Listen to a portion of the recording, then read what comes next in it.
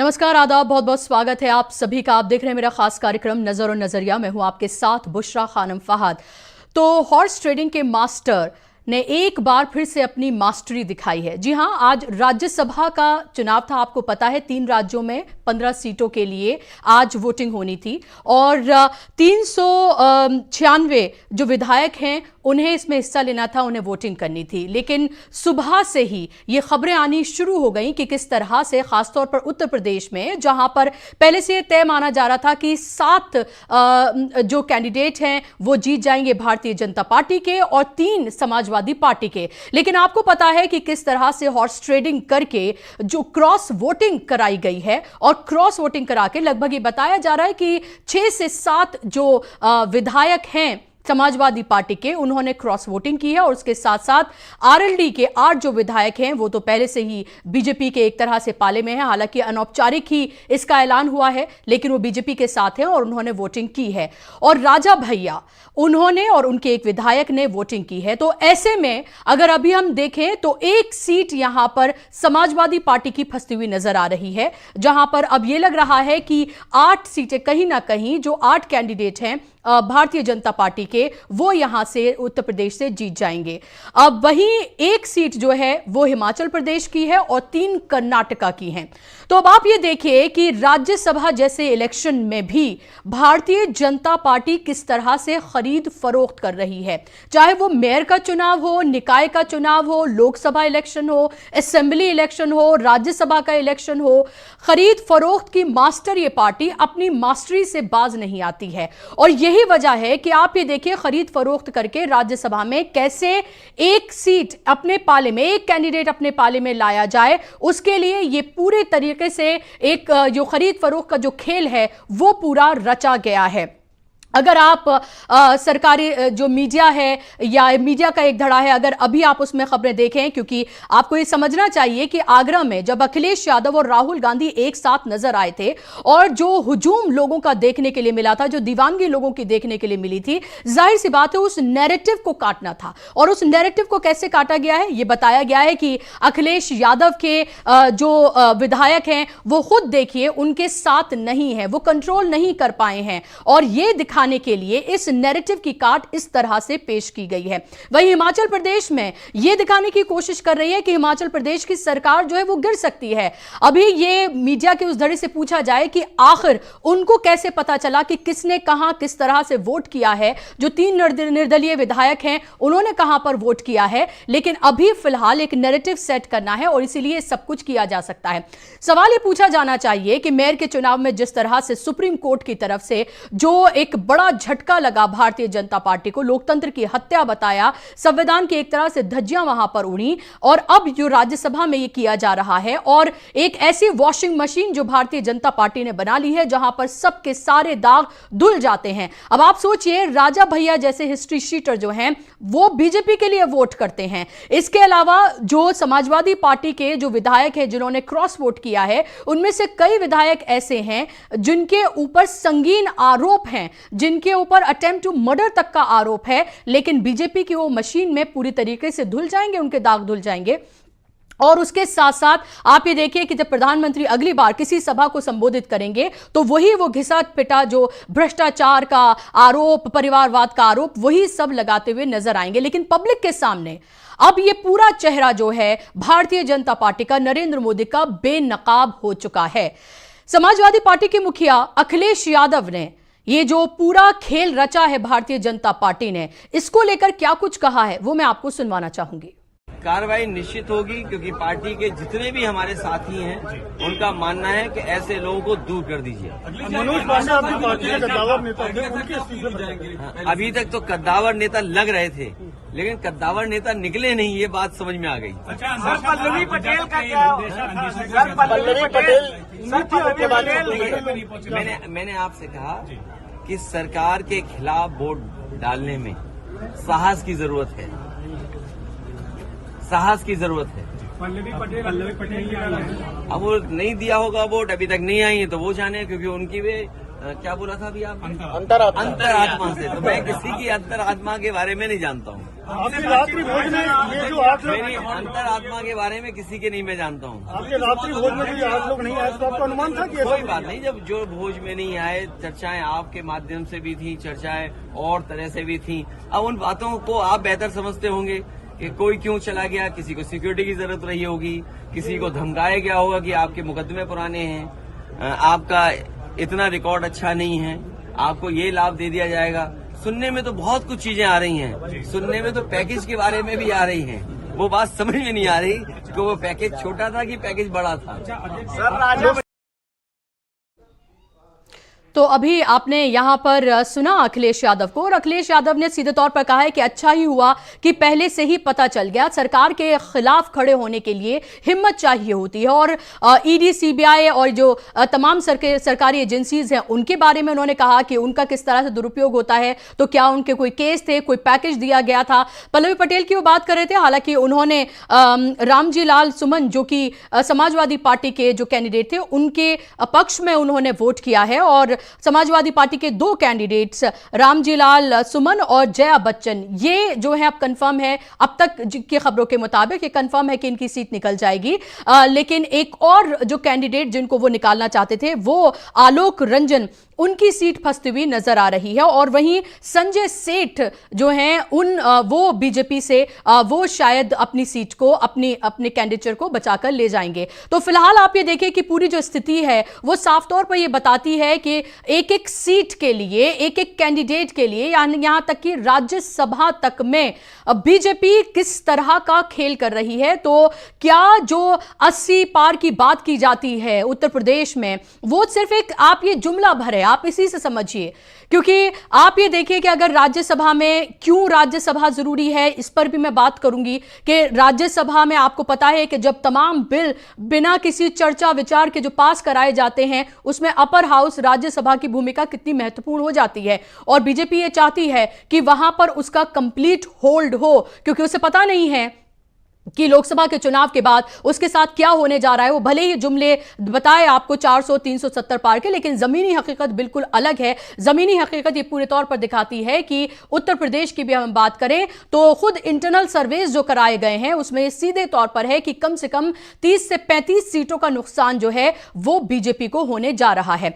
एक बात आरएलडी की मैं करूंगी, उसके बाद मैं अपने मेहमानों के पास जाऊंगी। आरएलडी की अगर हम बात करें तो आप ये देखिए, जयंत चौधरी चले तो गए हैं बीजेपी के साथ, लेकिन कोई औपचारिक ऐलान नहीं किया गया है। आपने कोई साझा प्रेस कॉन्फ्रेंस देखी? आपने देखा कि दोनों नेता या फिर कोई बड़ा नेता बीजेपी का साथ में मिलकर उन्होंने कहा हो कि हां अब हम दोनों पार्टियां जो है साथ में आ गए हैं, लोकसभा का चुनाव लड़ेंगे? या फिर आपने कोई डील ऐसी देखी हो कि इस सीट पर कंफर्म हो गया है कि अब आरएलडी के कैंडिडेट जो है उतरेंगे? पहले आरएलडी को अपनी लॉयल्टी जो है वो प्रूव करनी पड़ेगी, और यही वजह है कि आज उन्हें टास्क दिया गया कि अपने 8 विधायकों को वो पहले वोट कराएं, और उसके बाद ही आगे तय किया जाएगा कि क्या होने जा रहा है। तो एक तरफ तो जहां पर वो एक तरह से विन विन सिचुएशन में थे, 7 सीटें दी जा रही थी गठबंधन की तरफ से, इंडिया गठबंधन में, वहां 2 सीटों पर ही बात हो रही है, लेकिन उससे पहले उन्हें अपनी लॉयल्टी प्रूव करनी पड़ेगी। तो ये हैसियत है भारतीय जनता पार्टी में जो सहयोगी दल हैं उनकी। और तमाम जगहों पर आप ये देखिए, बिहार से लेकर उत्तर प्रदेश से लेकर तमाम जगहों पर क्या कुछ वो सहयोगी दलों के साथ करते हैं और किस तरह की स्थिति में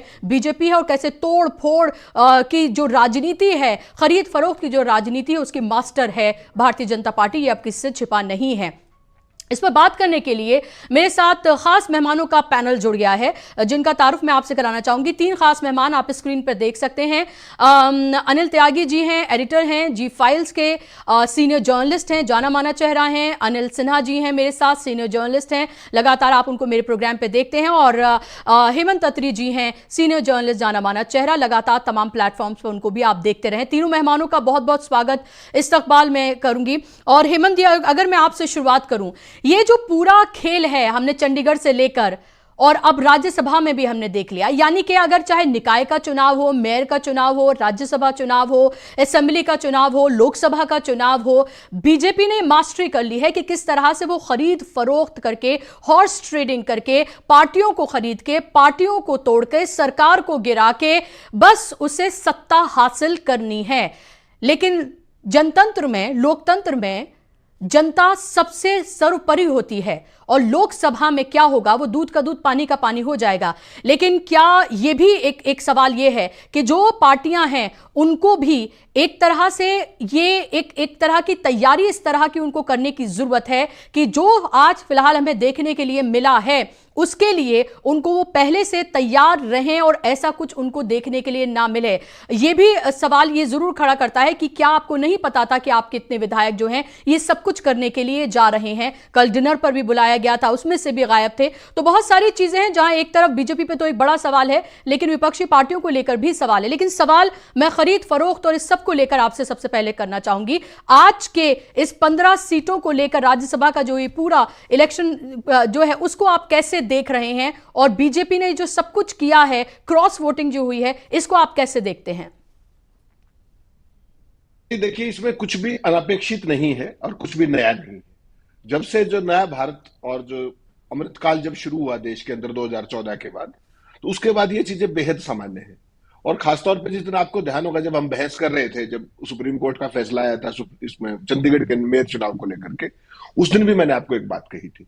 मैंने कहा था कि जो पार्टी एक मेयर पद के लिए बहुमत के करीब होने के बावजूद ना होने के बावजूद भी और दूसरी पार्टी का स्पष्ट बहुमत होने के बाद भी कैमरे के सामने जिस तरीके का मिस एडवेंचर कर सकती है, तो वो पार्टी किसी भी हद तक बड़े चुनाव में जा सकती है। आपको याद होगा ये मैंने कहा था। और आज उसकी पहला एक संकेत और उसकी सारी चीजें आपको देखने को मिली। और एक बात बड़ी स्पष्ट है कि भारतीय जनता पार्टी की मौजूदा है उसकी डिक्शनरी के अंदर साम दाम दंड भेद जो कुछ प्रयोग करना पड़े वो करना पड़ेगा। उनका जो एजेंडा है वो बड़ा साफ है कि किसी भी रूप में बहुमत जुटाना है, येन केन प्रक्रिया। एक बात। दूसरी बात, ये चीज सबसे पहले यहां पर क्यों गई उत्तर प्रदेश में? वो जो 3-4 दिन से जो राहुल गांधी की और उनकी जो प्रियंका और ये अखिलेश की जो उन्होंने सारे पिक्चर्स देखे टीवी के ऊपर आगरा के अंदर भारत जोड़ो यात्रा के दौरान, तो पूरी भाजपा कहीं ना कहीं उससे रेटल्ड थी और उसका एक संदेश देना था। और वो संदेश क्या था कि देखिए, इनसे अपनी पार्टी के जो चुने हुए लोग हैं वही नहीं समझ रहे हैं। तो वो आज जो क्रॉस वोटिंग कराई गई है उसका पर्पस वो है, जहां तक उत्तर प्रदेश की बात है। हिमाचल प्रदेश में आप कमाल देखिए, हिमाचल प्रदेश में कांग्रेस पार्टी के पास 40 विधायक हैं और 25 विधायक भाजपा के पास है। कहीं कोई आसपास का कोई कंपटीशन नहीं है। उसके बावजूद भी उन्होंने किस देखिए, उन्होंने सरेआम एक जो पहले जो अपने क्या नाम था वीरभद्र सिंह के जो करीबी थे हर्ष महाजन, उनको टिकट दिया और कांग्रेस पार्टी के अंदर ओपन फूट डलवा करके, और जो भी वो पैकेज की बात जो अखिलेश वहां कर रहे थे वो यहां पर भी है। और इस पूरे से संकेत हिमाचल में क्या जाएगा? हिमाचल प्रदेश में जैसा आपने इंट्रोडक्शन में कहा, ये बहुत साफ है कि यहां पर हिमाचल प्रदेश में भाजपा इस सरकार को चुनाव के बाद गिराते समय ये बहाना बनाएगी कि देखिए इनके अंदर पहले से डिस्कंटेंट था और हमने कुछ नहीं किया, ये सरकार अपने वजन से गिरी है। हिमाचल प्रदेश के अंदर कांग्रेस पार्टी के अंदर अपनी इंटरनल कंट्राडिक्शंस बहुत सारी है, खासतौर पे मुख्यमंत्री के कामकाज के तरीके को लेकर के, बाकी चीजों को लेकर के, और वीरभद्र का जो खेमा है जो उनके बनाम मौजूदा सुखू सरकार के पक्ष में जो बीच में चलता रहता है वो। तो इन सारी चीजों से भारतीय जनता पार्टी अपने आने वाले समय की एक संकेत दे रही है कि आप किसी पार्टी से चुने जाओ विधायक, राज्यसभा में वोट तो वो हमें ही देंगे। ये जो चीज है ना, ये लोगों के मन में एक चीज इस्टेब्लिश करने की बात है और ये नया लोकतंत्र है, इसमें तो कोई शक नहीं। राजा भैया अब वहां आ जाएंगे तो वॉशिंग पाउडर से धुल जाएंगे, वो जो मोदी जी का स्पेशल वॉशिंग पाउडर है। इसी तरीके से जो आपने कहा कि सारी पार्टियों को ये सोचना होगा कि वो किसको टिकट दे। देखिए मुशरा जी, इस दौर के अंदर यहां तो इतने बड़े बड़े नेता चले गए, कांग्रेस पार्टी के कितने मुख्यमंत्री चले गए, आपको ध्यान है? किस बात के लिए? या तो केसेस से बचना है या उनको राज्यसभा चाहिए, दो ही चीज है। आरपीएन सिंह जैसे लोग जो युवा अवस्था में राहुल गांधी की टीम के लोग थे, ज्योतिरादित्य सिंधिया जैसे लोग, वो आजकल मंत्रालय क्या है नहीं है वो सारी बात है, लेकिन वो चले गए ना। तो भाजपा अपने लोगों की कीमत पर भी, जो अपने कार्डर से, पार्टी कहती है कि हम कार्डर बेस्ड पार्टी, उस सारी चीजों को छोड़ करके जिस तरीके से बाहर के लोगों को भी चुनाव लड़ाने से बाज नहीं आती, अपने लोगों को दरकिनार करने से बाज नहीं आती। और यही वो संदेश है जिससे स्पष्ट है कि जो मोदी जी बार बार ये कहते हैं कि 370 और 400 वो एक केवल नाम है।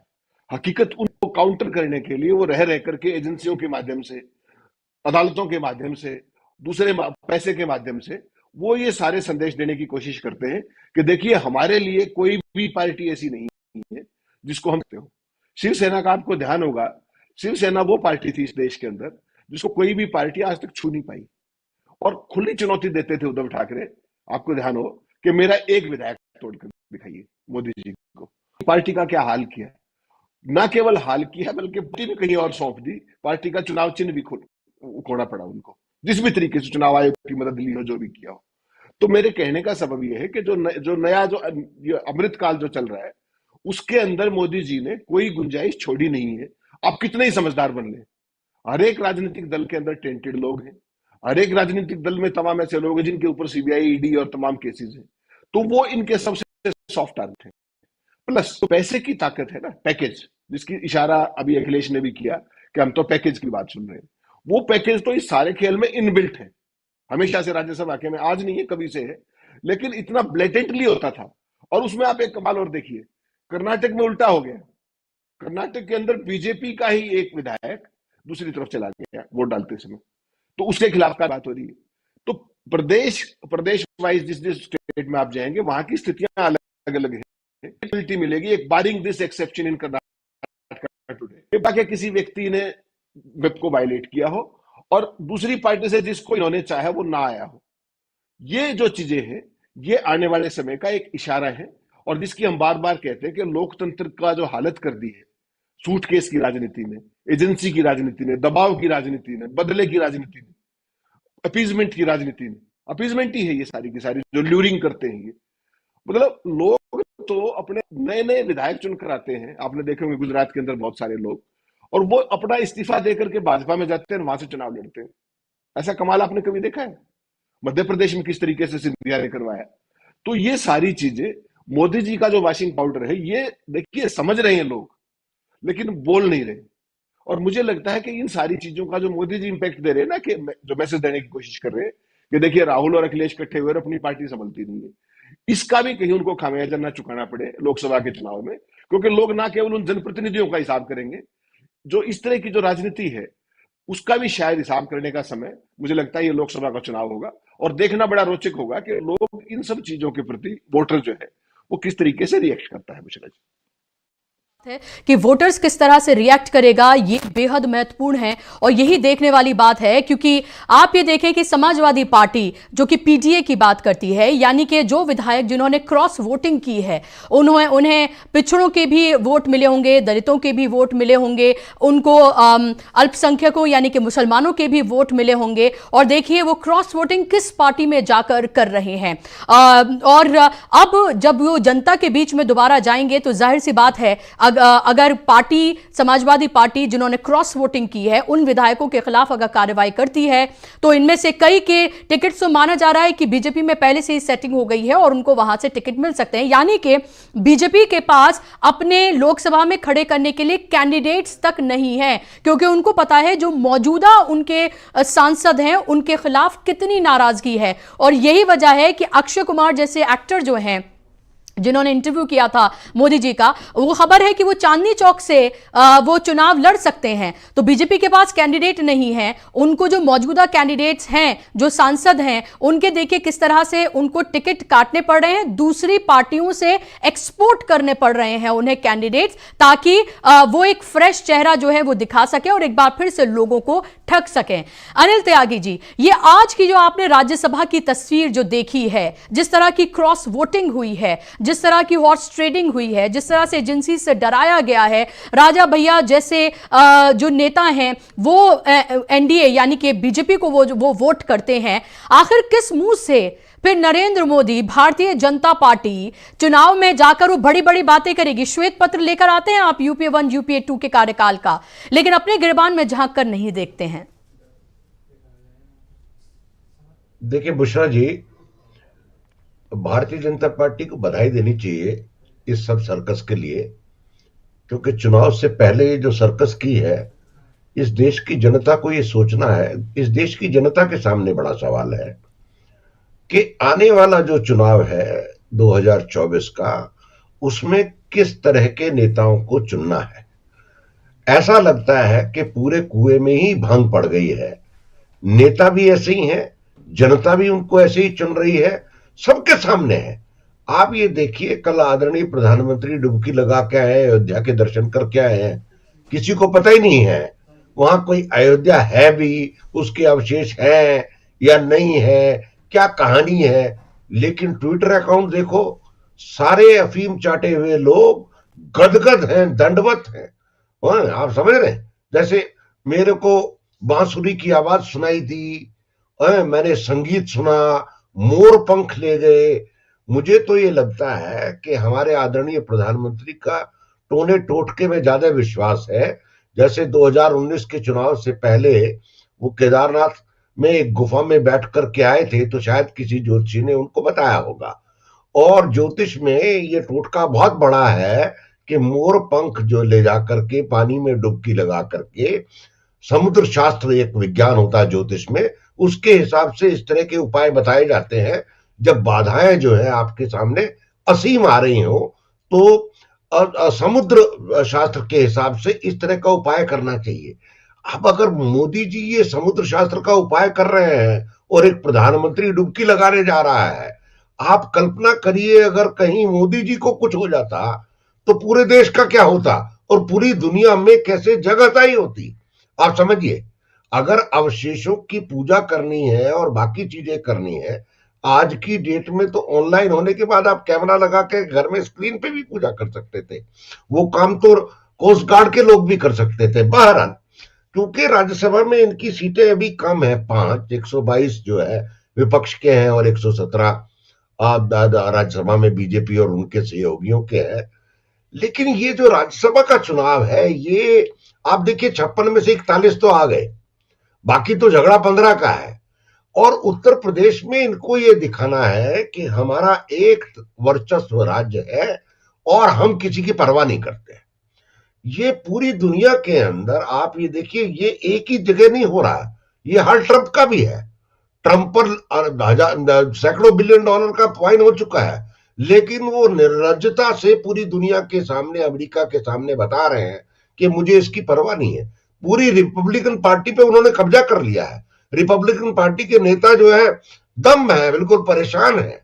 ये कैरेक्टर जो है पूरी दुनिया के अंदर, चाहे वो फ्रांस के हों, चाहे वो पाकिस्तान के हों, चाहे नेपाल के हों, चाहे बांग्लादेश के हों, ये एक अजीब संस्कृति पूरी, मैं गहन चिंतन की बात कर रहा हूं, क्योंकि 2024 के चुनाव में इस देश की जनता के सामने बड़ा सवाल है कि आप एक निरंकुश राज्य की प्रतिस्थापना करना चाहते हैं या नहीं करना चाहते हैं। आप क्या एक तानाशाह की प्रवृत्ति चाहते हैं या नहीं चाहते हैं। क्या आप एक अफीम के कटोरे को पीना चाहते हैं ताकि आप बिल्कुल मदान हो जाएं और उसके बाद ये पूरा देश उन्मुक्त भाव से नाचता रहे, जैसा अभी उत्तर प्रदेश और हिमाचल और कर्नाटक में नाच रहा है। अगर यही सब देखना है, राजनीति का यही स्वरूप होना है, तो 2024 का चुनाव बड़े मायने रखेगा। ये राज्यसभा का चुनाव बहुत मौके से हुआ है। ये मौके से इसलिए हुआ है कि ताकि निर्लज्जता का पूरा भाव, पहले दल बदलू को अपने दल में लाओ, उनको टिकट दो, उसके बाद चुनाव में घपला करो। और मजे की बात यह है कि राज्यसभा के चुनाव में दिखा करके वोट डलते हैं, तो सबको सब कुछ पता है कि किसका वोट कहां डल रहा है। और ये कार्रवाई होने के बाद भी क्या होने वाला है, अखिलेश जी ने कहा कि हम कार्रवाई करेंगे। कार्रवाई करके क्या होगा, जो लोग पहले ही जा चुके हैं। और आपने अपने इंट्रोडक्शन में कहा कि चौधरी चरण सिंह के बेटे, मैं उनका नाम मेरे दिमाग से स्लिप हो रहा है जी, वो जो है जाकर के अभी तो कुछ हुआ ही नहीं है। उनकी विचारों की स्थिति तो बिन फेरे हम तेरे हैं और बेगानी शादी में अब्दुल्ला दीवाना। तो आप करोगे क्या जब राजनीति चारों तरफ से भ्रष्टाचार से युक्त हो जाए और लगातार एक चाबुक से चलाने की प्रवृत्ति जन्म ले ले, तो ये गंभीर खतरे की घंटी है। मैं आपको बता रहा हूं, उत्तर प्रदेश में भी जो हो रहा है, अखिलेश जो कर रहे हैं, बाकी जो लोग कर रहे हैं, उनका कोई ठिकाना नजर नहीं आ रहा है। हिमाचल में आप देखिए ना, अभी हमारे दोस्त हेमंत अत्री ने कहा कि हिमाचल में तो बिल्कुल साफ साफ है, 43 विधायक हैं, 40 विधायक कांग्रेस के पास है, 3 इंडिपेंडेंट का समर्थन भी है। उसके बावजूद सत महाजन के बेटे हर्षवर्धन को खड़ा करना, ये दुस्साहस नहीं तो और क्या है। इसका मतलब ये सीधा सीधा जनमानस जो लोकतंत्र में जिनको जनमत मिला हुआ है उस जनमत पर डाका डालने का एक प्रयास है। तो ये जो डाका प्रवृत्ति है राजनीति में, ये इस देश की जनता के सामने सवाल है। और 2024 में सब लोगों को समझना, जो इतने भी लोग आपका प्रोग्राम देख रहे हैं, बात कहीं ना कहीं पहुंचती जरूर है, उन सबको सोचना है कि आप कैसा लोकतंत्र चाहते हैं। क्योंकि ये अमृतकाल का नारा, लगातार राम मंदिर का प्रपंच, मैं उसको प्रपंच ही, राम से हमारा कोई मतभेद नहीं है। हम तो कहते हैं, मैथिली चरण गुप्त ने कहा भी है, हे राम तुम मानव हो ईश्वर नहीं हो क्या, तब मैं निरीश्वर हूं ईश्वर क्षमा करे, और तुम न रमो तो मन तुम में रमा करे। ये देश तो ऐसा अद्भुत देश है, लेकिन राम की आप अफीम चटा करके पूरे देश को मदमस्त करना चाहते हैं। ये भाजपा के राम है, ये जनमानस के राम नहीं है, मैं आपको बता दूं। लेकिन ये चुनाव में अगर राम का सिक्का चल रहा होता, ये इनके पिछले 10 साल के काम का हिस्सा चल रहा होता, तो ये लोकसभा में और बाकी जो निर्लजता आने वाले, अभी तो 2024 का चुनाव में 1 महीना है, 1 महीने के अंदर क्या होगा ये किसी को नहीं मालूम है। ये चुनाव बहुत हिंसक, विहंगम और घृणित होने जा रहा है, मैं आपको बता रहा हूं, जिसमें लोकलाज रहेगी नहीं कहीं। ये इस जनता को सोचना होगा कि इस चुनाव में किस तरह के लोगों, लेकिन जनता के सामने विकल्प नहीं है, क्योंकि या तो विपक्ष है या बीजेपी है। और विपक्ष को अगर ये मान के चले कि ये एक व्यक्ति का चुनाव है, तो ये इस देश की जनता गलती करेगी, मैं आपको बता दूं। विपक्ष के पास 62% वोट है। अगर विपक्ष के एक उम्मीदवार को 62% मत मिलता है तो बीजेपी साफ हो जाएगी। लेकिन व्यक्तिवादी पार्टी और एक व्यक्ति के अहम पर चलने वाला ये पूरा तंत्र, बल्कि मैं आपके माध्यम से ये भी कहूं कि आरएसएस को भी सोचना होगा कि ये कल्चरल ऑर्गेनाइजेशन में इतना अनकल्चर्ड एटमॉस्फेयर कैसे हो रहा है। क्योंकि आरएसएस 100 साल से चलती हुई संस्था है, उसको अगले 100 साल चलना है। क्या वो ऐसा प्रतिबिंब और नायक स्थापित करना चाहते हैं जो संघ की आने वाली नस्लों को इससे भी विभत्स और क्रूर बनाएंगे? ये एक आरएसएस के सामने सवाल है। चुनाव तो आते जाते रहते हैं और आरएसएस ने बहुत वेट किया है। मेरे पास तो हल्की सी खबर ये भी है कि आरएसएस में मंथन चल रहा है कि करना क्या है, हमको 2024 में इस चुनौती को कैसे स्वीकार करना है। क्या नरेंद्र मोदी का अधिनायकवाद को सहन करना है या नहीं करना है, ये बातें चल रही हैं, लेकिन अभी कोई निर्णय नहीं हुआ है। ये जो राज्यसभा का चुनाव पे हम आते हैं, राज्यसभा के चुनाव का एक ही इसका मकसद है कि ये सब लोगों को डराएं, सब लोगों को प्रपंच और लोभ से बिल्कुल कुत्सित तरीके से उन्मादित कर दे, यही इनका वो है। लेकिन ये बहुत बढ़िया हो रहा है देश के लिए कि 2024 के चुनाव से पहले ये देश में सर्कस लोगों को देखने को मिल रही है।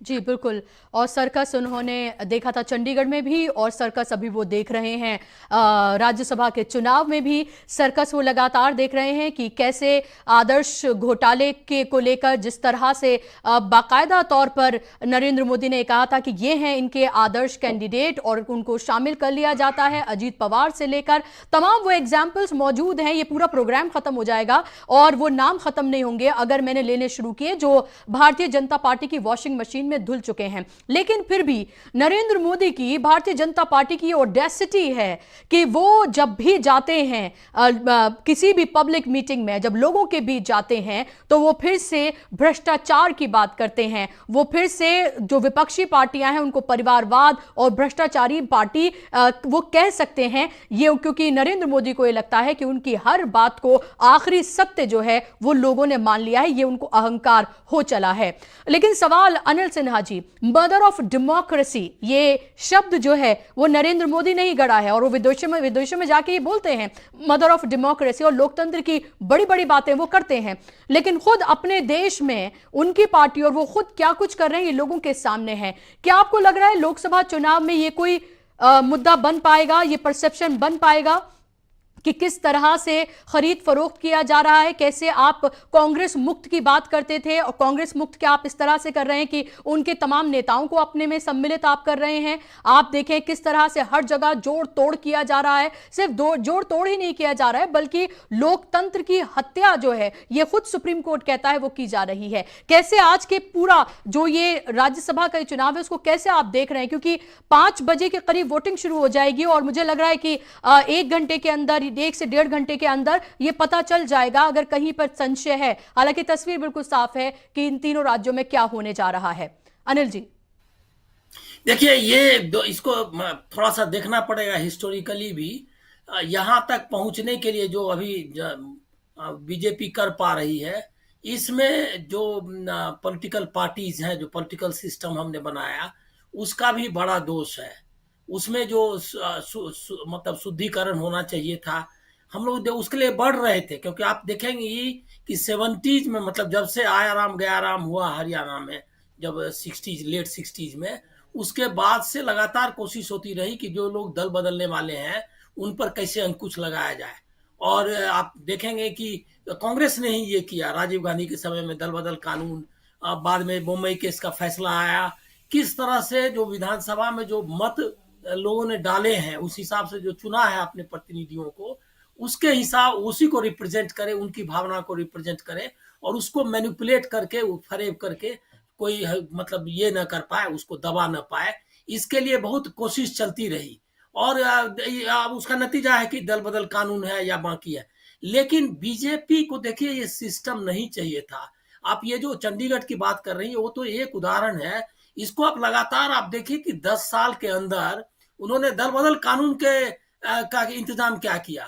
मतलब कि कर्नाटक में, गोवा में, मध्य प्रदेश में जिस तरह सरकारें गिराई गई, और सब खुला खेल फर्रुखाबादी था ना। अच्छा, दूसरा ये है कि ये लोग देख रहे हैं में हमको लग रहा है क्या कि उसमें थोड़ा सा मतलब देख रहे हैं इसीलिए कि दो दृश्य सामने रहता है। एक तरफ पूजा का मतलब में प्राण प्रतिष्ठा में बैठा हुआ आपका प्रधानमंत्री है और जो कहता है कि शुद्ध अपने अंतरात्मा को शुद्ध करने के लिए 11 दिन या कितना दिन, उसका हमें को ध्यान नहीं आ रहा है, उतना दिन जो है उसने अपनी आत्मा को शुद्ध कर लिया है। और जो उसको अनुभूति हो रही है, आध्यात्मिक अनुभूति, उसका बखान करते करते लेकिन वो ये भी इशारा कर देता है कि विपक्ष को नहीं रहना चाहिए। तो ये जो द्वैत है, ये जो दोहरापन है वो है, आपको मानना पड़ेगा। ये मतलब हमको भी अपने अंतरात्मा में झांकना चाहिए कि हमारी जो संस्कृति और सभ्यता हमने बनाई है वो किस हद तक इस द्वैत को बर्दाश्त करता है। इसीलिए वो बर्दाश्त करता है कि यहाँ वैसा ही समाज है जिसमें कि एक बड़ी आबादी को आपने बाहर रखा समाज से। अनटचेबिलिटी या जो भी आप देखते हैं या जो वर्ण व्यवस्था है वो उसका क्रूर उदाहरण है। तो ये जो फाइट है ये बहुत लंबी फाइट है और मैं सिर्फ त्यागी जी से सिर्फ थोड़ा सा असहमत होऊंगा कि इस सूचित मतलब किसी तरह की सूचिता पसंद है आरएसएस को, ये मैं कम से कम मैं नहीं मानता। मेरा मानना है कि ये सारा कुछ आरएसएस के नेतृत्व में हो रहा है और ये वो जो है इसको कराता है। ये आप कैसे संभव है कि मोदी जी को जो 2002 के नरसंहार के मतलब नायक या खलनायक जो भी आप कहें प्रतिनायक माने जाते हैं, उसको आरएसएस ने चुना है और आरएसएस ने सरेंडर कर लिया है। अभी उन्होंने सिस्टमेटिकली मतलब लगातार जो भी आरएसएस के लोग थे बीजेपी में उसको उन्होंने किनारे किया और अपमानित कर रहे हैं लगातार। और सारे लोग उनके बीजेपी एज ए पार्टी वो खत्म कर रहे हैं। वो जो उनके जो सारे मंत्रिमंडल के जो महत्वपूर्ण पोर्टफोलियो है उन्होंने दे रखा है दूसरे लोगों को जो कि एक्स ब्यूरोक्रेट है या ऐसे ही लोग हैं। लेकिन और संघ का कुछ चल नहीं पा रहा है। उसके बाद भी संघ ने सरेंडर किया। अंततः उनको ही मतलब 2024 क्या उनकी पूरी नैरेटिव को वो बर्दाश्त करती है और कर रहा है। और साथ में आप देखिए कि जो अयोध्या की प्राण प्रतिष्ठा में भी नियमों को मतलब जो धार्मिक नियम है हिंदू धर्म के जो माने हुए उसको जिस पर कि सुब्रमण्यम स्वामी और लोगों ने उठाया, तो ये वो मान रहा है या संघ चाहता है कि लोकतंत्र को खत्म करना जरूरी है, और वो उस योजनाबद्ध तरीके से इनकी मदद कर रहा है। इसमें कॉर्पोरेट, लेकिन इसको आप समझ लीजिए कि ये ऐसे नहीं, बहुत गुथा हुआ मामला है। ये सबको खोल के आपको रखना पड़ेगा कि मोदी जी सत्ता क्यों चाहते हैं और ये क्यों इस तरह का बहुमत चाहते हैं। इसीलिए कि इस बात में आपको राहुल गांधी को रेफर करना ही पड़ेगा कि सारी संपत्ति कॉर्पोरेट, उसमें भी खास कॉर्पोरेट को सौंपनी है, और इस बारे में कोई कंप्रोमाइज नहीं है। मतलब ऐसे समय में भी, जबकि लगातार ये दिक्कत आ रही है कि अडानी के साथ जुड़े रहने से उनका राजनीतिक भविष्य खतरे में है, लेकिन उसके बावजूद भी उसको किए जा रहे हैं। तो ये सब को अगर आप देखेंगे दृष्टि में, तो राज्यसभा के इलेक्शन में कुछ जो हो रहा है वो उसी की कड़ी में है।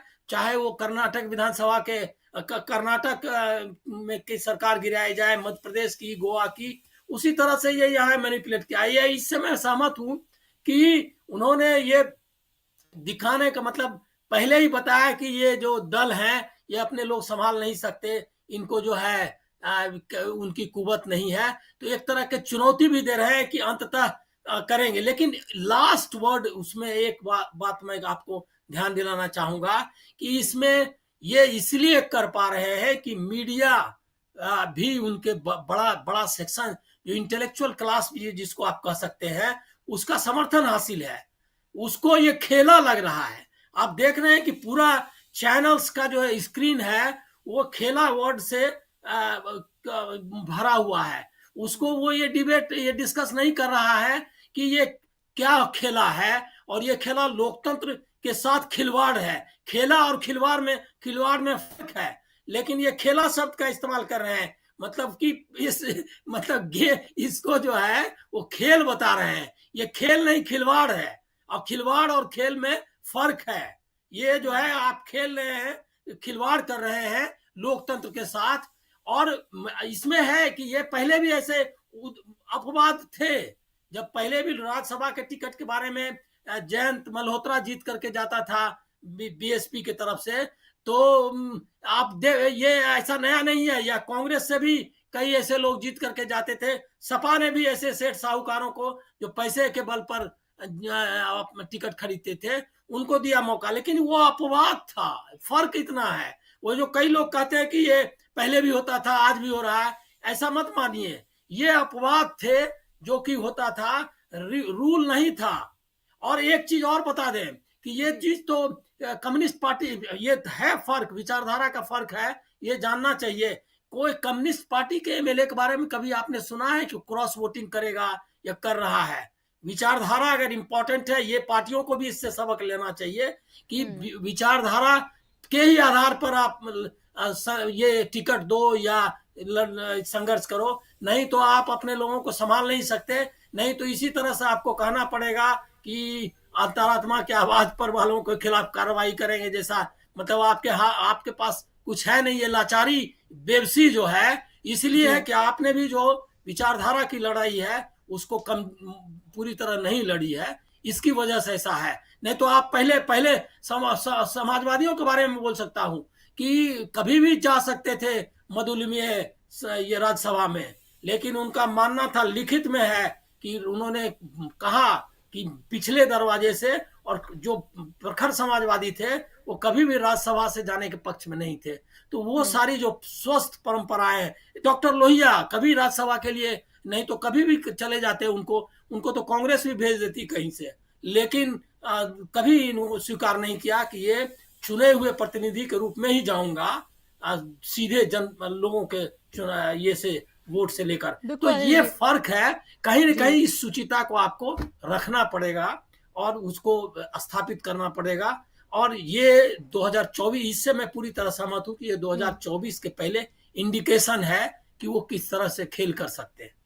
बिल्कुल, और जाहिर सी बात है, और ये कोई ऐसी कोई नई बात नहीं है जो अभी फिलहाल हुआ है। शायद भारतीय जनता पार्टी एक ऐसी पार्टी है जिससे हर कोई जो उनका सपोर्टर भी है वो भी सब कुछ एक्सपेक्ट करते हैं। उनको पता है कि वो कुछ भी कर सकते हैं। उनके लिए सिर्फ एक चीज मायने रखती है, और वो है किसी भी तरीके से सत्ता में बने रहना और किसी भी तरीके से चुनाव को जीतना, चाहे उसके लिए उन्हें कुछ भी करना पड़े। और आइडियोलॉजी, विचारधारा, समाजवाद, ये तमाम चीजें तो अब लगता है दूर की कौड़ी है, क्योंकि अभी फिलहाल जो कुछ चल रहा है, कोई भी किसी भी पार्टी को कभी भी ज्वाइन कर सकता है, किसी में भी जा सकता है, टिकट मिलना चाहिए, उनके केसेस विड्रॉ हो जाएं, वो कुछ भी कर सकते हैं। फिलहाल ऐसा ही नजर आ रहा है, आज इस पार्टी में, कल उस पार्टी में और परसों किसी और पार्टी में, और ज्यादातर तो सिर्फ एक ही पार्टी में जा रहे हैं। लेकिन हेमंत जी, मेरा सवाल ये, लोगों के जहन में ये सवाल भी आ रहा होगा कि एक तरफ तो आप बड़े बड़े जुमले अभी दे रहे हैं 370 और 400 के,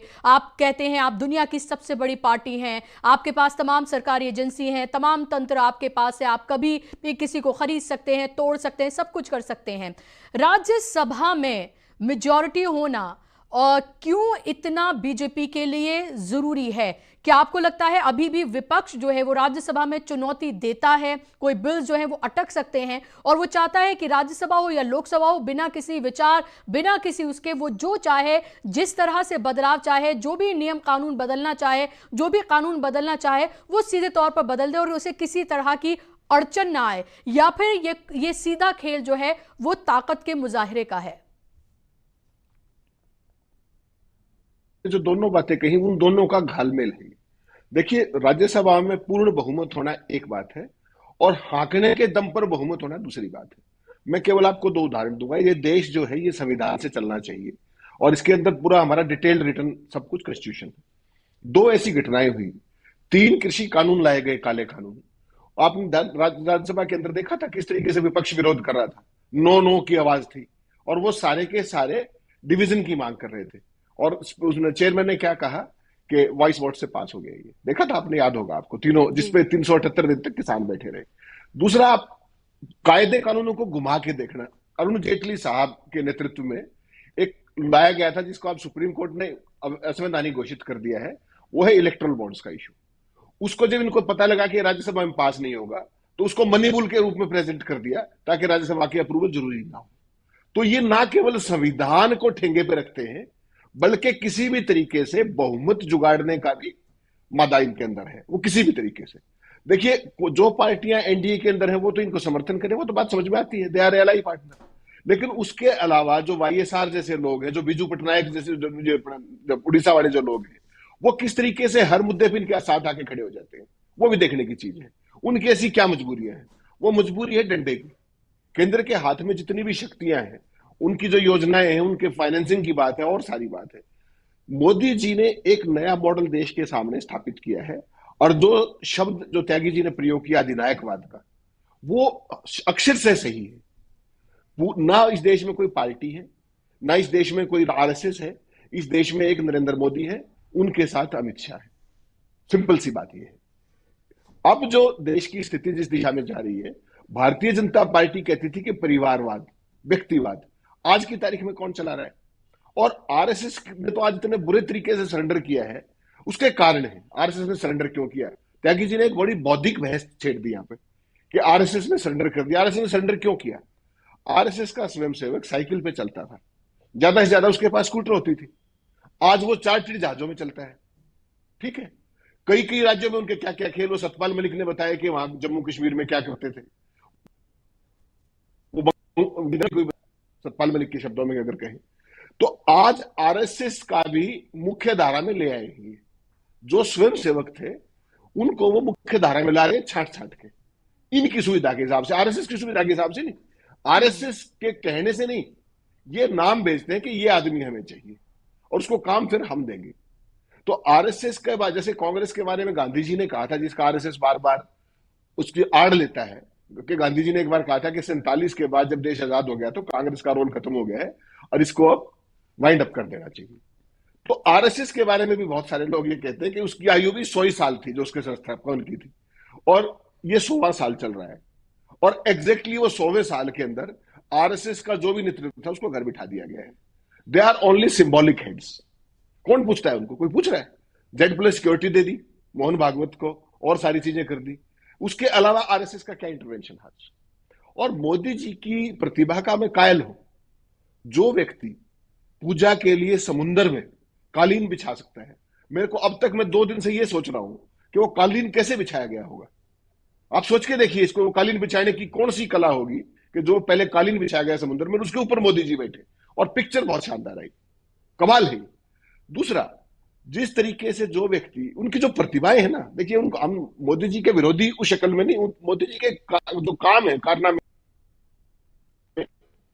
उनका चर्चा हमारी जनता के सामने लाने जी ने जिस तरीके से राम मंदिर के उसमें सारे शंकराचार्यों को घर बिठा दिया, कमाल नहीं है ये? हमारे हिंदू धर्म के जो सबसे बड़े जो पॉन्टिफ है वो शंकराचार्य है, धर्म की व्याख्या का जिम्मा भी उन्हीं का है।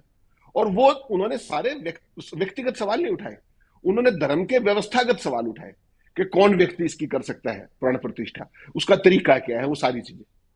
और वो जो व्रत किया था 11 दिन, जिसका त्यागी जी ने आपने जिक्र किया, कोई भी जब हम व्रत करते हैं उसकी सबसे पहली शर्त होती है कि झूठ नहीं बोलना। तो मोदी जी का आपको कोई भी भाषण लगता है कि बिना झूठ के पूर्ण हो सकता है? वो तो उन्होंने कौन सा व्रत किया? फिर पूरा देश देख ही रहा था उनके सारे भाषण। वो तो प्रतिदिन पर्यटन पे थे लगातार, सरकारी खर्चे पर राजनीतिक पर्यटन करते हैं वो।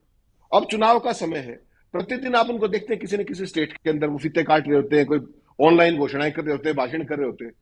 तो यहां पर नैतिकता और शुचिता का सवाल ही नहीं बचा। वो राज्यसभा की बात नहीं। अभी आप कोई चैनल खोलिए, जो अंबानी के चैनल है उन पे क्या चल रहा है आपको पता है? Message from Uttar Pradesh Rajya Sabha election, that is the narrative that they are building. कि इस राज्यसभा में जो तुमने धोखाधड़ी की उस पर नैतिकता का सवाल नहीं उठाएंगे आप, वो संदेश भेज रहे हैं कि इससे संदेश क्या है। अरे भाई, भारतीय जनता पार्टी को 7 सीट तो पहले ही आ रही थी 10 में से, 8 आ जाएंगी तो क्या मैसेज हो गया? आप सवाल, हमारा मीडिया का काम है सवाल पूछना।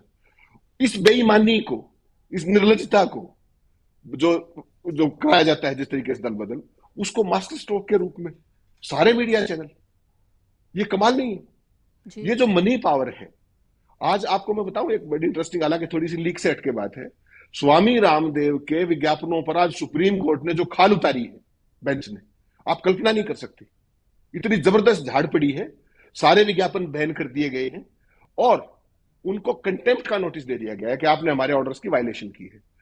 आपको मैं चैलेंज करता हूं, किसी टीवी चैनल और अखबार में ये खबर दिखा दीजिए, वेबसाइट पे दिखा दीजिए। ये है वो मनी पावर जिसने इस देश के मीडिया को वहां कर लाके खड़ा कर दिया जो हमारे संविधान निर्माताओं ने कभी सोचा नहीं था। केवल पूंजी पोषित और देश को गुमराह करना। उपचार की गारंटी करते हैं रामदेव, और कोई मीडिया चैनल उस पर सवाल नहीं उठाता। और अगर किसी मेरे जैसे आप जैसे ने सवाल उठा दिया, उसके विज्ञापन बंद होंगे, उसकी नौकरी जाएगी। ये तमाम हमारे साथी जो है, तमाम बात जो आज बाहर यूट्यूब बना के चल रहे हैं, उन सब की नौकरी ऐसे ही गई। तो इतनी बड़ी बड़ी चीजों को मीडिया हजम कर जाता है। आप कोई अखबार उठाइए, आज मैं एक अखबार देख रहा था, अमर उजाला में, नाम लेके कह रहा हूं, पहले 4 पेज पे केवल योगी है, पूरे 4 पेज, 2 पेज का सप्लीमेंट, 2 पेज की इवेंट। आप वहां का तो सबसे बड़ा अखबार है, हो गया नैरेटिव बिल्डिंग। तो मोदी जी जो 370 पार और 400 पार है, इसके में बात, आपने जो सवाल पूछा था शुरू में, मैं वो सिर्फ एक बात कहना चाह रहा हूं। मेरे को बुशरा जी आज तक ये समझ में नहीं आ रही है, तमाम बीजेपी वालों से भी पूछता हूं कि भाई तुम्हारी इस चुनाव में सीट कहां से बढ़ेंगी? जहां से घटेंगी वो तो मैं बता देता हूं, महाराष्ट्र में घटेंगी, बिहार में घटेंगी, दिल्ली में घटेंगी और हरियाणा में घटेंगी, ये तो मैं बता सकता हूं। बाकी अगर जो कर्नाटका में घटेंगी, बढ़ेंगी कहां वो कोई नहीं बता रहा। तो 370 और 400 का सवाल क्या है? 370 और 400 का सवाल ये है कि हम सब की आंखों पे पहले राम का चश्मा लगाया, राम के चश्मे से बात नहीं बनी, वो उनको उसी दिन समझ में आ गया। जो शंकराचार्यों ने जिस तरीके का खेल किया वहां पर और सारी व्यवस्थाओं पर सवाल उठाए, तो दिल्ली पहुंचने से पहले प्रधानमंत्री की समझ में आ गया कि राम के नाम से दुकान चलने वाली नहीं। तो उन्होंने फिर नई दुकान खोली भारत रत्न की, और भारत रत्न दे डाले कानून से ऊपर उठ के। कानून में 4 से ऊपर नहीं दे सकते, उन्होंने 5 दे मारे। उससे भी बात नहीं बनी तो उन्होंने हेमंत सोरेन को अंदर दिया, केजरीवाल को 7वां नोटिस भिजवा दिया, तेजस्वी से पूछताछ करवा ली। मुझे ये बताइए कि अगर 370 और 400 सीटें आ रही होती, ये सब करने की जरूरत है बुशरा जी?